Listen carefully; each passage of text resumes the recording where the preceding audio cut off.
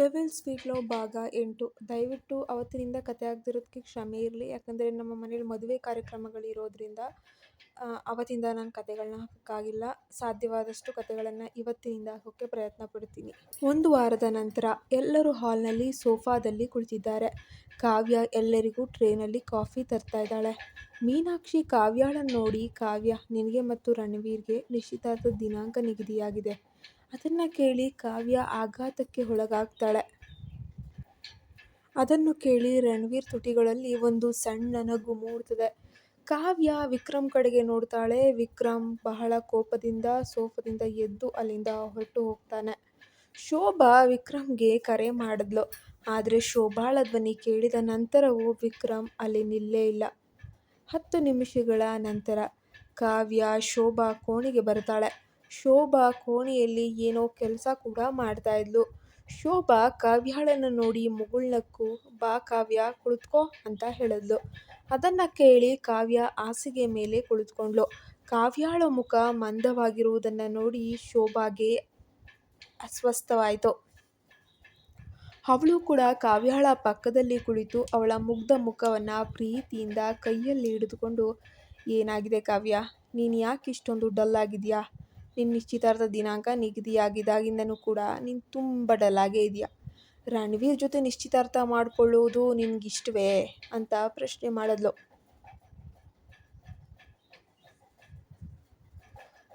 ಶೋಭಾಳ ಪ್ರಶ್ನೆ ಕೇಳಿ ಕಾವ್ಯಾಳ ಕಣ್ಣಲ್ಲಿ ನೀರು ಬಂತು. ಅದನ್ನು ನೋಡಿದ ಶೋಭಾ ಅವಳನ್ನು ಅಪ್ಕೊಂಡು, ಕಾವ್ಯ, ಏನಾಯ್ತು ಹೇಳು, ನಿನಗೆ ಏನಾದರೂ ತೊಂದರೆ ಆಗ್ತಿದೆಯೇ? ನಾನು ನಿನ್ನನ್ನು ಅಂಶಿಕಾಳನ್ನು ಬೇರೆ ಬೇರೆಯಾಗಿ ಯಾವತ್ತೂ ನೋಡಿಲ್ಲ. ನೀನು ಬಂದಾಗಿನಿಂದ ನಾನು ನಿನ್ನನ್ನು ತುಂಬ ಪ್ರೀತಿಯಿಂದ ನೋಡ್ಕೊಳ್ತಾ ಇದ್ದೇನೆ. ನಾನು ನಿನ್ನನ್ನು ನನ್ನ ಮಗಳು ಅಂತ ಹೇಳಿಬಿಟ್ಟು ಪರಿಗಣಿಸ್ತೇನೆ. ಹಾಗಾಗಿ ಉದ್ವಿಗ್ನಳಾಗದೆ ನೀನು ಏನು ಹೇಳಬೇಕಂತ ಅಂದ್ಕೊಂಡಿದ್ದೀಯ ಹೇಳಿಬಿಡು ಅಂತ ಅಂದ್ಲು.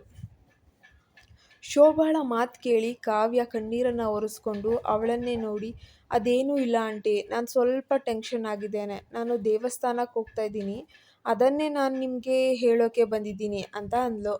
ಆ ಮಾತುಗಳನ್ನು ಕೇಳಿ ಶೋಭಾ ಮುಗುಳ್ನಗುತ್ತಾ, ಹೋಗು ಕಾವ್ಯ, ನಿನಗೆ ಅಲ್ಲಿಗೆ ಹೋಗುವುದು ತುಂಬ ಇಷ್ಟ ಅಲ್ವೇ? ನೀನು ಬೇಕಾದರೆ ಅಂಶಿಕಾಳನ್ನು ನಿನ್ನ ಜೊತೆ ಕರ್ಕೊಂಡು ಕೂಡ ಹೋಗಬಹುದು ಅಂತ ಹೇಳಿದ್ಲು. ಅದನ್ನು ಕೇಳಿದ ಕಾವ್ಯ ಅವಳತ್ತ ನೋಡಿ, ಅಂಶಿಕಾ ಬ್ಯುಸಿ ಇದ್ದಾಳೆ, ನಾನು ಒಬ್ಬಳೇ ಹೋಗಬೇಕು, ನಿನ್ನನ್ನು ಕೇಳಲು ಬಂದಿದ್ದೇನೆ ಅಷ್ಟೇ ಅಂತ ಹೇಳಿದ್ಲು. ಕಾವ್ಯ ಹೇಳಿದ ರೀತಿಯನ್ನು ಕೇಳಿ ಶೋಭಾ ಸರಿ ಅಂತ ಹೇಳಿ ತಲೆ ಅಲ್ಲಾಡಿಸ್ತಾರೆ. ಕಾವ್ಯ ಅವಳಿಗೆ ವಿದಾಯ ಹೇಳಿ ಹೊರಟು ಹೋಗ್ತಾರೆ. 1 ಗಂಟೆಯ ನಂತರ ಕಾವ್ಯ ದೇವಸ್ಥಾನದಲ್ಲೇ ಇದ್ದಾಳೆ. ದೇವಸ್ಥಾನಕ್ಕೆ ಬಂದರೆ ಅವಳಿಗೆ ನೆಮ್ಮದಿ ಸಿಗ್ತದೆ.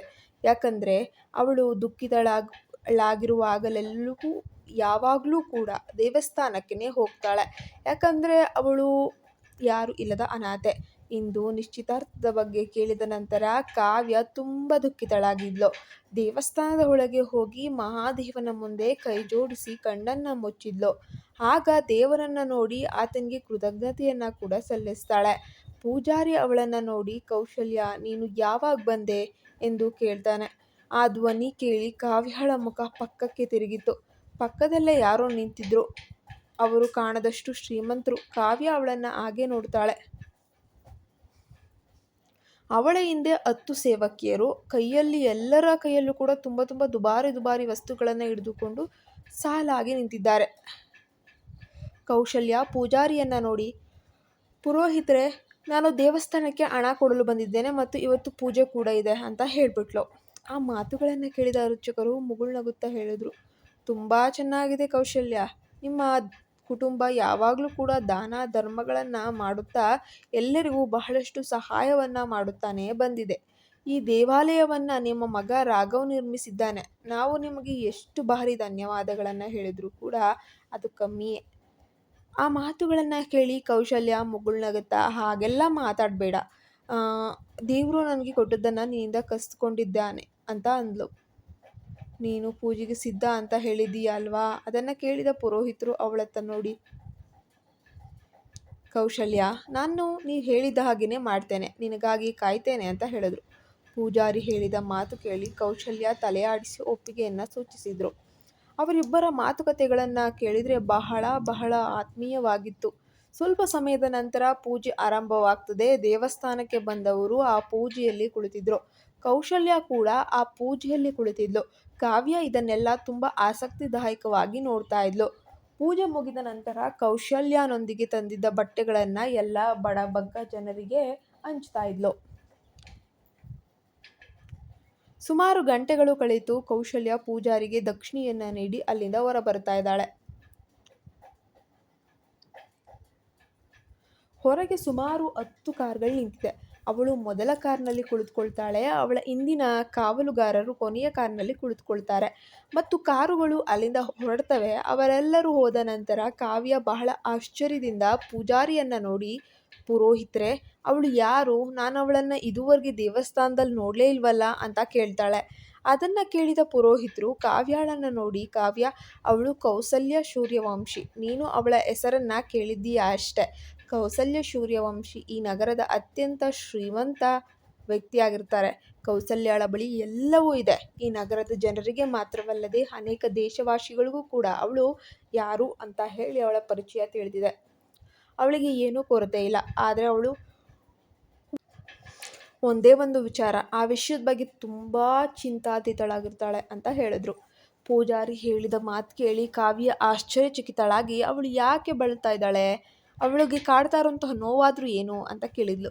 ಕೌಸಲ್ಯಾಳ ಮಗಳು, ಅವಳೇ ಹಲವು ವರ್ಷಗಳ ಹಿಂದೆ ಕಾಣೆಯಾಗ್ಬಿಟ್ಲು. ಅದಕ್ಕಾಗಿ ಅವಳು ಇಂದಿಗೂ ತನ್ನ ಮಗಳ ಯೋಗಕ್ಷೇಮಕ್ಕಾಗಿ ಪ್ರಾರ್ಥಿಸಲು ಈ ದೇವಸ್ಥಾನಕ್ಕೆ ಬರ್ತಾನೆ ಇರ್ತಾಳೆ. ಯಾಕಂದರೆ ಅವಳ ಮಗಳು ಈ ನಗರದಲ್ಲೇ ಕಾಣೆಯಾಗಿದ್ಲು. ಕೌಸಲ್ಯ ಬಹಳಷ್ಟು ಹುಡುಕಾಟ ಮಾಡಿಸಿದ್ಲು, ಆದರೆ ಅವಳಿಗೆ ತನ್ನ ಮಗಳ ಬಗ್ಗೆ ಏನೂ ಮಾಹಿತಿ ಸಿಗಲೇ ಇಲ್ಲ. ಆ ನೋವಿಗೆ ಆ ವಿಷಯ ಯಾವಾಗಲೂ ಕೂಡ ಅವಳನ್ನು ಕಾಡ್ತಾನೆ ಇರುತ್ತೆ.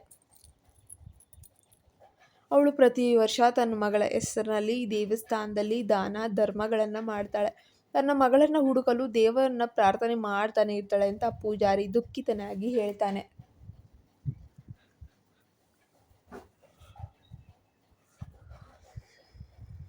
ಪೂಜಾರಿ ಹೇಳಿದ ಮಾತು ಕೇಳಿ ಕಾವ್ಯ ಕೂಡ ತುಂಬ ದುಃಖಿತಳಾಗಿ ಏನೂ ಹೇಳದೆ ಹೊರಟು ಹೋದ್ಲು. ನಗರದಿಂದ ದೂರದಲ್ಲಿ ಒಂದು ದೊಡ್ಡ ಬಂಗಲೆ ಇದೆ. ಆ ಬಂಗಲೆಯ ಸುತ್ತಲೂ ಮನೆಗಳು ಬಹಳ ಕಡಿಮೆ. ಆ ಬಂಗಲೆಯ ಹೊರಗಿನ ನಾಮಫಲಕದಲ್ಲಿ ಸೂರ್ಯವಂಶಿ ಮ್ಯಾನ್ಷನ್ ಅಂತ ದೊಡ್ಡ ಅಕ್ಷರಗಳಲ್ಲಿ ಬರೆದಿದೆ. ಮಹಲಿನ ಮುಂದೆ ಒಂದು ದೊಡ್ಡ ಉದ್ಯಾನವನ. ಅದರ ಸುತ್ತಲೂ ರಾಜ ಉಡುಪುಗಳನ್ನು ಧರಿಸಿದ ಅನೇಕ ಪುರುಷರು ಮಹಿಳೆಯರು ಇರ್ತಾರೆ. ಕೌಸಲ್ಯಳ ಕಾರು ಮಹಲಿನ ಮುಂದೆ ಬಂದು ನಿಂತಿತ್ತು. ಕಾರನ್ನು ನೋಡಿ ಕಾವಲುಗಾರ ಹತ್ರ ಬಂದು ಬಾಗಿಲನ್ನು ತೆರಿತಾನೆ. ಕೌಸಲ್ಯ ಕಾರ್ನಿಂದ ಇಳಿದ ತಕ್ಷಣ ಕಾವಲುಗಾರ ಅವಳತ್ತ ಗೌರವದಿಂದ ತಲೆ ಬಾಗಿಸ್ತಾನೆ. ಕೌಶಲ್ಯ ಮಹಲಿನ ಒಳಗೆ ಹೋಗ್ತಾಳೆ. ಆ ಮಹಲು ತುಂಬ ದೊಡ್ಡದಾಗಿತ್ತು. ಒಳಭಾಗವು ಅತ್ಯಂತ ಸುಂದರವಾಗಿತ್ತು. ಕೌಸಲ್ಯ ಒಳಗೆ ಹೋಗಿ ಸೋಫಾದಲ್ಲಿ ಕುಳಿತು ರಾಘವನನ್ನ ಕರೆಯುವಂತೆ ಗಾರ್ಡ್ಗೆ ಹೇಳ್ತಾಳೆ. ಅದನ್ನ ಕೇಳಿದ ಗಾರ್ಡ್ ತಲೆಯಾಡಿಸಿ ಮೇಲಕ್ಕೆ ಹೋಗ್ತಾನೆ. ರಾಘವ್ ಸೂರ್ಯವಂಶಿ ಅತಿ ಸುಂದರ ವ್ಯಕ್ತಿ. ಅದ್ವಿಕ್ ಮತ್ತು ರಣವೀರ್ ಇಬ್ಬರು ಕೂಡ ರಾಘವ್ ಜೊತೆ ಕೆಲಸ ಮಾಡೋಕೆ ಬಯಸಿದ್ರು. ಆದರೆ ರಾಘವ್ ಅವರಿಗೆ ಈವರೆಗೆ ಅಪಾಯಿಂಟ್ಮೆಂಟ್ ನೀಡೇ ಇರಲಿಲ್ಲ. ರಣವೀರ್ ಮತ್ತು ಅದ್ವಿಕ್ ಕೂಡ ದೊಡ್ಡ ಉದ್ಯಮಿಗಳೇ ಆಗಿದ್ರು. ರಾಘವ್ ಮುಂದೆ ಇಬ್ಬರು ತುಂಬ ಚಿಕ್ಕವರು ಅಂತಾನೆ ಅನ್ನಿಸ್ತಾರೆ. ರಣವೀರ್ ಮತ್ತು ಅದ್ವಿಕ್ ರಾಘವ್ ಹೆಸರನ್ನ ಮಾತ್ರ ಕೇಳಿದ್ರು. ಆದರೆ ಅವರಿಬ್ಬರಿಗೂ ರಾಘವ್ನನ್ನ ನೋಡುವಂತಹ ಒಂದು ಭಾಗ್ಯ ಇದುವರೆಗೆ ಸಿಕ್ಕೇ ಇರಲಿಲ್ಲ. ಕೌಸಲ್ಯ ಕಳುಹಿಸಿದಂತಹ ಕಾವಲುಗಾರ ಮೇಲಕ್ಕೆ ಹೋಗಿ ಅಧ್ಯಯನ ಕೋಣೆ ಮೀನ್ಸ್ ಸ್ಟಡಿ ರೂಮ್ ಹೊರಗೆ ನಿಂತು, ಸರ್, ಮೇಡಮ್ ಬಂದಿದ್ದಾರೆ, ಅವರು ನಿಮ್ಮನ್ನು ಕರೀತಾ ಇದ್ದಾರೆ ಅಂತ ಮೆಲ್ಲನೆ ಹೇಳ್ತಾನೆ. ಗಾರ್ಡ್ನ ಧ್ವನಿ ಕೇಳಿ ರಾಘವ್ ಅವನತ್ತ ನೋಡ್ತಾನೆ. ರಾಘವ್ನನ್ನ ನೋಡ್ತಾ ಇದ್ದ ಹಾಗೆ ಗಾರ್ಡ್ ಭಯಭೀತನಾಗ್ತಾನೆ. ರಾಘವ್ ಕಣ್ಣುಗಳಿಂದಲೇ ಅವನಿಗೆ ಹೊರಡಲು ಸನ್ನೆನ ಮಾಡ್ತಾನೆ. ಅದನ್ನು ನೋಡಿ ಗಾರ್ಡ್ ಆಳವಾದ ಉಸಿರನ್ನ ತೆಗೆದುಕೊಂಡು ತಕ್ಷಣ ಅಲ್ಲಿಂದ ಹೊರಟು ಹೋಗ್ತಾನೆ. ಸ್ವಲ್ಪ ಸಮಯದ ನಂತರ ರಾಘವ್ ಹಾಲ್ ಒಳಗೆ ಬಂದು ಕೌಸಲ್ಯಾಳ ಮುಂದೆ ಸೋಫಾದ ಮೇಲೆ ಕುಳಿತುಕೊಳ್ತಾನೆ. ಕೌಸಲ್ಯ ಅವನತ್ತ ನೋಡಿ, ರಾಘವ್, ನೀನು ದೇವಸ್ಥಾನಕ್ಕೆ ಯಾಕೆ ಬರಲಿಲ್ಲ? ನೀನು ಕೂಡ ನನ್ನ ಜೊತೆ ಬಂದಿದ್ರೆ ಚೆನ್ನಾಗಿರ್ತಾ ಇತ್ತು ಅಂತ ಹೇಳ್ತಾಳೆ. ರಾಘವ್ ಕೋಪದ ಮುಖ ಮಾಡಿ, ಇಲ್ಲ ಅಮ್ಮ, ನಾನು ದೇವಸ್ಥಾನಕ್ಕೆ ಹೋಗಲು ಬಯಸುವುದಿಲ್ಲ. ಅಲ್ಲಿಗೆ ಹೋದರೆ ನಾನು ಏನು ಮಾಡಬೇಕು? ನೀವು ಹಲವು ವರ್ಷಗಳಿಂದ ದೇವಸ್ಥಾನಕ್ಕೆ ಹೋಗ್ತಾನೆ ಇದ್ದೀರಪ್ಪ. ಆದರೆ ನನ್ನ ತಂಗಿ ನಮ್ಮ ಬಳಿಗೆ ಬಂದಿದ್ದಾಳೆಯೇ? ನೀವು ಆ ದೇವರನ್ನು ಎಷ್ಟು ಬಾರಿ ಪೂಜಿಸಿದ್ರು ಅದರಿಂದ ಏನು ಸಿಕ್ತು ನನಗಂತೂ ತಿಳಿತಾ ಇಲ್ಲ. ನಿಮ್ಮ ಮಾತನ್ನ ಕೇಳದ ಜನರ ಮುಂದೆ ಕೈ ಜೋಡಿಸಿ ಕೇಳುವುದು ವ್ಯರ್ಥ ಅಂತ ಕೋಪದಿಂದ ಹೇಳ್ತಾನೆ. ರಾಘವನ ಮಾತುಗಳನ್ನು ಕೇಳಿದ ಕೌಸಲ್ಯ, ರಾಘವ್ ಹೀಗೆ ಮಾತಾಡಬೇಡ. ನನಗೆ ನನ್ನ ಮಹಾದೇವನಲ್ಲಿ ಸಂಪೂರ್ಣ ನಂಬಿಕೆ ಇದೆ. ನೋಡು, ಒಂದಲ್ಲ ಒಂದು ದಿನ ನಮ್ಮ ಮನೆಯ ಪುಟ್ಟ ರಾಜಕುಮಾರಿ ಖಂಡಿತವಾಗಿಯೂ ನಮ್ಮ ಮನೆಗೆ ನಮ್ಮ ಬಳಿಗೆ ಬಂದೇ ಬರ್ತಾಳೆ ಅಂತ ಹೇಳಿದ್ಲು. ಅದನ್ನು ಕೇಳಿದ ರಾಘವ್ ಕೋಪದಿಂದಲೇ, ಆದರೆ ಅವಳು ಯಾವಾಗ ಸಿಗ್ತಾಳೆ? ನಾವು ಅವಳನ್ನು ಎಲ್ಲ ಕಡೆ ಹುಡುಕ್ತಾ ಇದ್ದೀವಿ, ಆದರೆ ಅವಳು ಎಲ್ಲಿಯೂ ಸಿಕ್ಕಲೇ ಇಲ್ಲ. ಅವಳು ಈಗ ಹೇಗಿದ್ದಾಳೆ ಅಂತಲೂ ನಮಗೆ ಗೊತ್ತಾಗಲ್ಲ. ಅವಳು ಇದ್ದಕ್ಕಿದ್ದಂತೆ ನಮ್ಮ ಮನೆ ಮುಂದೆ ಕಾಣಿಸಿಕೊಳ್ಬಹುದು, ಆದರೆ ಅವಳು ಬಂದರೆ ನಮಗೆ ಅವಳ ನೆನಪಾಗ್ತದೆ ಎಂದು ನನಗೆ ಅನಿಸೋದೇ ಇಲ್ಲ ಅಂತ ಹೇಳ್ತಾನೆ. ಅಲ್ಲಿಂದ ಹೊರಟು ಹೋಗ್ತಾನೆ ಬಹಳ ಕೋಪದಿಂದ.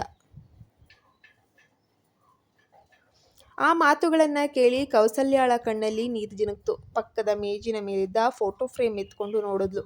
ಅದರಲ್ಲಿ ಸುಮಾರು 3 ವರ್ಷದ ಪುಟ್ಟ ಕಂದಮ್ಮ ಮಗು ಕೌಸಲ್ಯಾಳ ಮಡಿಲಲ್ಲಿ ಕುಳಿತಿತ್ತು. ಕೌಸಲ್ಯ ಫೋಟೋದ ಮೇಲೆ ಕೈ ಇಟ್ಟು, ಶಿವಾಂಗಿ, ನಾನು ಹಲವು ವರ್ಷಗಳಿಂದ ನಿನ್ನನ್ನು ಹುಡುಕ್ತಾನೆ ಇದ್ದೇನೆ ಮಗಳೇ. ನೀನು ಈಗ ಹೇಗಿದ್ದೀಯಾ ಅಥವಾ ಎಲ್ಲಿದ್ದೀಯಾ ಅಂತ ನನಗೆ ತಿಳಿತಾ ಇಲ್ಲ. ಈಗ ನೀನು ಬೆಳೆದು ದೊಡ್ಡವಳಾಗಿರ್ತೀಯ ಅಂತ ಹೇಳುತ್ತಾ ತನ್ನ ಹಳೆಯ ನೆನಪುಗಳಿಗೆ ಜಾರದ್ಲು. ಹಲವು ವರ್ಷಗಳ ಹಿಂದೆ, ಸುಮಾರು 15ರಿಂದ 20 ವರ್ಷಗಳ ಹಿಂದೆನೇ ಹೋಗಬೇಕಾಗತ್ತೆ. ಇಬ್ಬರು ಮಕ್ಕಳು ದೊಡ್ಡ ಮಾಲ್ನಲ್ಲಿ ಆಟವಾಡ್ತಾ ಇದ್ದಾರೆ. 3 ವರ್ಷದ ಪುಟ್ಟ ಕಂದಮ್ಮ ಹುಡುಗಿ ಶಿವಾಂಗಿ ಮತ್ತು 5 ವರ್ಷದ ಅವಳ ಅಣ್ಣ ರಾಘವ್ ಇಬ್ಬರು ಮಾಲ್ನಲ್ಲಿ ಆಟವಾಡ್ತಾ ಇದ್ದಾರೆ.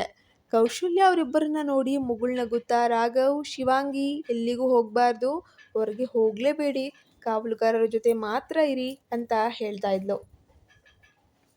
ತಾಯಿಯ ಮಾತುಗಳನ್ನು ಕೇಳಿದ ರಾಘವ್ ಮತ್ತು ಶಿವಾಂಗಿ ತಲೆಯಾಡಿಸಿದ್ರು. ಕೌಶಲ್ಯ ಶಾಪಿಂಗ್ ಹೋದ್ಲು. ಮಾಲ್ನಲ್ಲಿ ಚೆಂಡಿನೊಂದಿಗೆ ಆಟವಾಡ್ತಿದ್ದಂತಹ ಪುಟ್ಟ ಶಿವಾಂಗಿ ಚೆಂಡು ಹೊರಗೆ ಹೋದಾಗ ಅದನ್ನು ತೆಗೆದುಕೊಳ್ಳಲು ಹೊರಗೆ ಓಡಿ ಹೋಗ್ತಾಳೆ. ಇದನ್ನು ನೋಡಿ ರಾಘವ್ ಅವಳನ್ನು ಹಿಡಿಯಲು ಅವಳ ಹಿಂದೆ ಓಡಿ ಹೋಗ್ತಾನೆ. ಕಾವಲುಗಾರರು ಅವರನ್ನು ತಡೆಯಲು ಹಿಂದೆ ಹೋದಾಗ ಅವರಿಗೆ ಹೊರಗಿನಿಂದ ಗುಂಡು ಹಾರಿಸಿದಂತಹ ಒಂದು ರೀತಿಯ ಶಬ್ದ ಕೇಳಿಸುತ್ತೆ. ಗುಂಡಿನ ಶಬ್ದ ಕೇಳಿ ಅಲ್ಲಿ ಕಾಲು ತುಳಿತ ಉಂಟಾಯಿತು. ಶಿವಾಂಗಿ ತನ್ನ ಚೆಂಡನ್ನು ತೆಗೆದುಕೊಳ್ಳಲು ಹೋದಾಗ ಯಾರೋ ಅವಳನ್ನು ತಳ್ಳಿಬಿಡ್ತಾರೆ. ರಾಘವ್ ಶಿವಾಂಗಿಯನ್ನು ಹುಡುಕಲು ಹೊರಗೆ ಓಡಿ ಹೋಗ್ತಾನೆ. ಆದರೆ ಹೊರಗೆ ಗುಂಡಿನ ಚಕಮಕಿ ನಡೀತಾ ಇತ್ತು ಮತ್ತು ಅನೇಕ ಜನರು ಅಲ್ಲಿ ಸಾಯ್ತಾ ಇದ್ರು. ರಕ್ತ ಸಿಕ್ತ ಎಲ್ಲವೂ ಕೂಡ ಎಲ್ಲ ಕಡೆ ಹರಡಿತ್ತು. ಅದನ್ನು ಕಂಡು ಕಾವಲುಗಾರರು ಅವನನ್ನು ತಡೆದ್ರು. ಕೌಶಲ್ಯ ಕೂಡ ಭಯಭೀತಳಾಗಿ ಶಿವಾಂಗಿಯನ್ನು ಹುಡುಕಲು ಓಡಿ ಬಂದ್ಲು. ಆದರೆ ಕಾವಲುಗಾರರು ಅವಳನ್ನು ರಕ್ಷಿಸಲು ಹೊರಗೆ ಹೋಗದಂತೆ ತಡೆದ್ರು. ಸ್ವಲ್ಪ ಸಮಯದ ನಂತರ ಪೊಲೀಸರು ಬಂದು ಪರಿಸ್ಥಿತಿಯನ್ನು ಹತೋಟಿಗೆ ತಂದುಕೊಳ್ತಾರೆ. ಈಗ ಎಲ್ಲವೂ ಕೂಡ ಶಾಂತವಾಗೇ ಇತ್ತು. ನಂತರ ಕಾವಲುಗಾರರು ಶಿವಾಂಗಿಯನ್ನು ಹುಡುಕ್ತಾರೆ, ಆದರೆ ಅವಳು ಎಲ್ಲಿಯೂ ಸಿಗಲೇ ಇಲ್ಲ. ಕೌಶಲ್ಯಾಳ ಪತಿ ದೇವ್ ಅವರು ಶಿವಾಂಗಿ ಕಾಣೆಯಾದ ಸುದ್ದಿಯನ್ನು ಕೇಳಿ ಆಘಾತಕ್ಕೆ ಒಳಗಾಗ್ಬಿಡ್ತಾರೆ. ಅದೇ ಕ್ಷಣದಲ್ಲಿ ತನ್ನ ಮುದ್ದಾದ ಮಗಳು ಕಳೆದುಕೊಂಡಲ್ಲ ಅನ್ನೋ ನೋವಿನಲ್ಲಿ ಹೃದಯಾಘಾತದಿಂದ ನಿಧನರಾಗ್ತಾರೆ. ತನ್ನ ಮುದ್ದು ಮಗಳನ್ನು ಅತಿಯಾಗಿ ಪ್ರೀತಿಸ್ತಿದ್ದ ದೇವ್ ಅವರಿಗೆ ಆ ನೋವು ಸಹಿಸೋಕ್ಕಾಗಲೇ ಇಲ್ಲ. ತಂದೆಯ ಮರಣದ ನಂತರ ರಾಘವ್ ಅತಿ ಚಿಕ್ಕ ವಯಸ್ಸಿನಲ್ಲೇ ಸೂರ್ಯವಂಶಿ ಉದ್ಯಮದ ಜವಾಬ್ದಾರಿಯನ್ನು ಹೊರಲೇಬೇಕಾಯಿತು. ತನ್ನ ಹಿಂದಿನ ಕಹಿ ಘಟನೆಗಳನ್ನು ನೆನಪಿಸಿಕೊಂಡ ಕೌಶಲ್ಯಾಳ ಕಣ್ಣಲ್ಲಿ ನೀರು ತುಂಬಿತು. ಮರುದಿನ ಬೆಳಗ್ಗೆ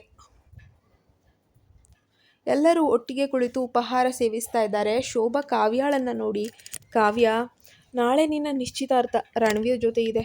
ಇವತ್ತು ನೀನು, ಆದಿತ್ಯ ಮತ್ತು ವಿಕ್ರಮ್ ಎಲ್ಲರೂ ಕೂಡ ಶಾಪಿಂಗ್ ಹೋಗಿ ಬನ್ನಿ. ನಿಶ್ಚಿತಾರ್ಥಕ್ಕೆ ಏನೇನು ಬೇಕು ಎಲ್ಲವನ್ನ ಕೂಡ ಖರೀದಿಸಿ ಅಂತ ಹೇಳ್ತಾಳೆ. ಶೋಭಾಳ ಮಾತನ್ನು ಕೇಳಿ ಅಂಶಿಕಾ ಮುಗುಳ್ನಗುತ್ತಾ, ಸರಿಯಮ್ಮ, ಆ ಉಪಹಾರದ ನಂತರವೇ ಶಾಪಿಂಗ್ಗೆ ಹೋಗ್ತೇವೆ ಅಂತ ಹೇಳಿದ್ಲು. ಶೋಭಾ ಅದಕ್ಕೆ ಒಪ್ಪಿಗೆ ಸೂಚಿಸಿದ್ಲು. ಅರ್ಧ ಗಂಟೆಯ ನಂತರ ಎಲ್ಲರೂ ಕೂಡ ಮಾಲಿಗೆ ಹೋಗಲು ಸಿದ್ಧರಾದರು. ಕಾವ್ಯಾಳಿಗೆ ಶಾಪಿಂಗ್ ಹೋಗಲು ಮನಸ್ಸಿಲ್ಲದಿದ್ದರೂ ಕೂಡ ಹೋಗಲೇಬೇಕಾದ ಅನಿವಾರ್ಯತೆ ಇತ್ತು. ಅಷ್ಟರಲ್ಲೇ ಮೀನಾಕ್ಷಿ ಕಾವ್ಯಾಳ ಕೋಣೆಗೆ ಬಂದು ಮುಗುಳ್ನಗುತ್ತಾ ಕಾವ್ಯ ಎಂದು ಕರೆದ್ಲು. ಮೀನಾಕ್ಷಿ ಕಾವ್ಯಾಳ ಮುಂದೆ ಬಂದು, ನಿನಗೆ ಇಷ್ಟ ಬಂದಂತೆ ಶಾಪಿಂಗ್ ಮಾಡು. ನಾಳೆ ನೀನು ನಿಶ್ಚಿತಾರ್ಥಕ್ಕೆ ಹಾಕ್ಕೊಳ್ಳುವಂತಹ ಉಡುಪು ಬಹಳ ದುಬಾರಿಯಾಗಿರಲಿ, ಚೆನ್ನಾಗಿರಲಿ. ನೀನು ಅನಾಥಾಶ್ರಮದಲ್ಲಿ ಬೆಳೆದವಳು, ಹಾಗಾಗಿ ಉಡುಪು ಖರೀದಿಸುವಾಗ ಅದರ ಬೆಲೆ ನೋಡಿಯೇ ನಿನಗೆ ಅಭ್ಯಾಸ ಇರುತ್ತೆ ಅಲ್ವಾ ಅಂತ ಹೇಳಿ ವ್ಯಂಗ್ಯವಾಗಿ ನೋಡಿದ್ಲು. ಆದರೆ ಇವತ್ತು ನೀನು ನನ್ನ ಮುದ್ದಿನ ಸೊಸೆಯಾಗ್ತಿದ್ದೀಯ. ನನ್ನ ರಣವೀರ್ಗೆ ಹಣದ ಕೊರತೆ ಇಲ್ಲ. ನೀನು ಯಾವುದನ್ನು ಯೋಚಿಸದೆ ಶಾಪಿಂಗ್ ಮಾಡು ಅಂತ ಹೇಳಿ ಅಲ್ಲಿಂದ ಹೊರಟು ಹೋಗ್ತಾಳೆ. ಮೀನಾಕ್ಷಿ ತನ್ನನ್ನು ಅನಾಥೆ ಎಂದು ಕರೆದದ್ದು ಕಾವ್ಯಾಳಿಗೆ ಸ್ವಲ್ಪವೂ ಕೂಡ ಇಷ್ಟವಾಗಲಿಲ್ಲ. ಆದರೆ ಅವಳು ಯಾವುದೇ ರೀತಿಯ ಉತ್ತರ ಕೂಡ ನೀಡಲಿಲ್ಲ. 10 ನಿಮಿಷಗಳ ನಂತರ ಕಾವ್ಯ ಬಿಳಿ ಚೂಡಿದಾರನ್ನು ಧರಿಸಿ ಸರಳವಾಗಿ ಕೆಳಗೆ ಬಂದ್ಲು. ರಣವೀರ್ ಮತ್ತು ವಿಕ್ರಮ್ ಇಬ್ಬರೂ ಕೂಡ ಅವಳನ್ನು ನೋಡಿದ್ರು. ಕಾವ್ಯಾಳನ್ನು ಕಂಡ ಕೂಡಲೇ ವಿಕ್ರಮ್ ಅಲ್ಲಿಂದ ಹೊರಗೆ ಹೋಗ್ತಾನೆ. ರಣವೀರ್ ಕಾವ್ಯಾಳ ಹತ್ತಿರ ಬಂದು ಅವಳ ಕೈಯನ್ನು ಹಿಡಿದು ನಾವು ಶಾಪಿಂಗ್ ಹೋಗೋಣವೇ ಅಂತ ಕೇಳ್ತಾನೆ. ಕಾವ್ಯ ಕೂಡ ಮೌನವಾಗಿ ಬೇರೆ ದಾರಿ ಇಲ್ಲದೆ ಅಂತ ಹೇಳಿ ತಲೆಯಾಡಿಸಿದ್ಲು.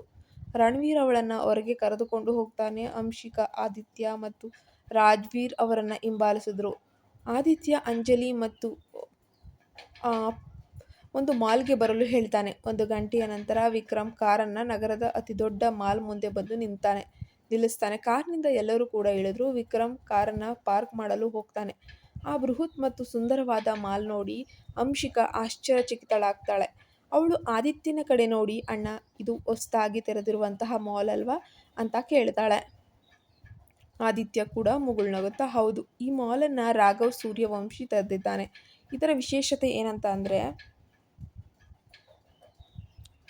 ಶ್ರೀಮಂತರು ಮಾತ್ರವಲ್ಲದೆ ಬಡವರು ಸಹ ಇಲ್ಲಿ ಕಡಿಮೆ ವೆಚ್ಚದಲ್ಲಿ ಶಾಪಿಂಗ್ ಕೂಡ ಮಾಡಬಹುದು. ರಾಘವನ ತಾಯಿ ಕೌಸಲ್ಯ ಸೂರ್ಯವಂಶಿ ಬಡವರಿಗೆ ಸಹಾಯ ಮಾಡಲು ಇದನ್ನು ನಿರ್ಮಾಣ ಮಾಡಿದ್ದಾರೆ ಅಂತ ವಿವರಿಸಿದರು. ಕೌಸಲ್ಯ ಸೂರ್ಯವಂಶಿಯ ಹೆಸರು ಕೇಳಿದ ಕಾವ್ಯಾಳಿಗೆ ತಾನು ದೇವಸ್ಥಾನದಲ್ಲಿ ಕಂಡಂತಹ ಮಹಿಳೆಯ ನೆನಪು ಆಗ್ತಾನೆ ಬಂತು. ಅಂಶಿಕಾ ರಾಘವ್ ಬಗ್ಗೆ ಕುತೂಹಲದಿಂದ ಕೇಳಿದಾಗ ಆದಿತ್ಯ, ನಾನು ಅವನನ್ನು ನೋಡೇ ಇಲ್ಲ. ಅವನು ಎಂದಿಗೂ ಕೂಡ ಮಾಧ್ಯಮಗಳ ಮುಂದೆಯಾಗಲಿ ಸೋಷಿಯಲ್ ಮೀಡಿಯಾದಲ್ಲಿ ಕಾಣಿಸ್ಕೊಳ್ಳೋದೇ ಇಲ್ಲ. ಅವನ ಕಚೇರಿ ವಿಕ್ರಮ್ ಅಣ್ಣನ ಕಚೇರಿಗಿಂತಲೂ ದೊಡ್ಡದಾಗೇ ಇದೆ. ಅವನ ವ್ಯವಹಾರ ವಿದೇಶಗಳಲ್ಲೂ ಹರಡಿದೆ. ರಣವೀರ್ ಬಾವ, ವಿಕ್ರಮ್ ಅಣ್ಣ ಕೂಡ ಅವನ ಅಪಾಯಿಂಟ್ಮೆಂಟ್ಗೋಸ್ಕರ ಅವರ ಜೊತೆ ಮಾತಾಡೋಕೆ, ಪಡೆಯೋಕೆ ಪ್ರಯತ್ನ ಇವತ್ತಿನವರೆಗೂ ಪಡ್ತಾನೆ ಇದ್ದಾರೆ. ಆದರೆ ಅವರು ಯಾರಿಗೂ ಇನ್ನೂ ಸಿಕ್ಕೇ ಇಲ್ಲ ಅಂತ ಹೇಳ್ತಾನೆ. ಇದನ್ನು ಕೇಳಿದ ಅಂಶಿಕಳಿಗೆ ರಾಘವನನ್ನು ನೋಡಲೇಬೇಕನ್ನೋ ಒಂದು ಕೆಟ್ಟ ಆಸೆ ಉಂಟಾಯಿತು. ವಿಕ್ರಮ್ ಕಾರ್ ನಿಲ್ಲಿಸಿ ಎಲ್ಲರ ಬಳಿಗೂ ಬಂದು ಒಳಗೋಗೋಣವಾ ಅಂತ ಕೇಳಿದಾಗ ಮಾಲ್ ಒಳಗೆ ಅತ್ಯಂತ ಸುಂದರವಾಗಿತ್ತು. ಪಾರಿ ಮತ್ತು ಅಂಶಿಕಾ ಉತ್ಸಾಹದಿಂದ ಮಾಲ್ ನೋಡಲು ಹೊರಟರು. ವಿಕ್ರಮ್ ಕಾವ್ಯಾಳನ್ನು ನೋಡಿ ನಂತರ ರಣವೀರ್ ಕಡೆಗೆ ತಿರುಗಿ, ನೀನು ಶಾಪಿಂಗ್ ಮಾಡು ಅಂತ ಹೇಳ್ತಾನೆ. ರಣವೀರ್ ಕಾವ್ಯಾಳನ್ನು ನೋಡಿ, ಬಾ ಕಾವ್ಯ, ಮೊದಲು ನಿನಗೆ ಲೆಹಂಗಾ ನೋಡೋಣ ಅಂತ ಕರೀತಾನೆ. ಕಾವ್ಯ ಮೌನವಾಗಿ ಅವನ ಹಿಂದೆನೇ ಸಾಕ್ತಾಳೆ. ಪಾಪ, ತನ್ನನ್ನು ಪ್ರಾಣಕ್ಕಿಂತ ಹೆಚ್ಚಾಗಿ ಪ್ರೀತಿಸ್ತಾ ಇರುವಂತಹ ವಿಕ್ರಮ್ ಮುಂದೆ ಈ ರೀತಿ ಘಟನೆಗಳು ನಡೆದಾಗ ಆ ಪ್ರೀತಿಸೋ ಜೀವಕ್ಕೆ ಹೇಗೆ ತಡ್ಕೋಬೇಕು? ಈ ಮೋಹ, ಈ ಸೆಳೆತ ಎಲ್ಲ ಕೇವಲ ಇಂತಹ ಕಥೆಗಳಲ್ಲಿ ಅನಿಸುತ್ತೆ. ನಿಜವಾದ ಜೀವನದಲ್ಲಿ ಸಿಗೋವರೆಗೆ ಇರುವಂತಹ ಸೆಳೆತ, ಸಿಕ್ಕಿದ ಮೇಲೆ ಇಂತಹ ಸೆಳೆತ, ಮೋಹ ಎಲ್ಲವೂ ಕೂಡ ಕಮ್ಮಿಯಾಗಿರುತ್ತೆ. ಯಾಕಂದರೆ ಪಕ್ಕದಲ್ಲೇ ಇದೆ, ಇನ್ನೆಲ್ಲಿ ಹೋಗ್ತಾರೆ ಅನ್ನೋಂತಹ ಒಂದು ಮೈಂಡ್ ಸೆಟ್ಟು ಗಂಡಸರಿಗೆ ಯಾವಾಗಲೂ ಇರುತ್ತಲ್ವ. ಪ್ಲೀಸ್ ನಮ್ಮ ಚಾನಲ್ಗೆ ಸಬ್ಸ್ಕ್ರೈಬ್ ಆಗಿ, ಕಮೆಂಟ್ ಮಾಡಿ.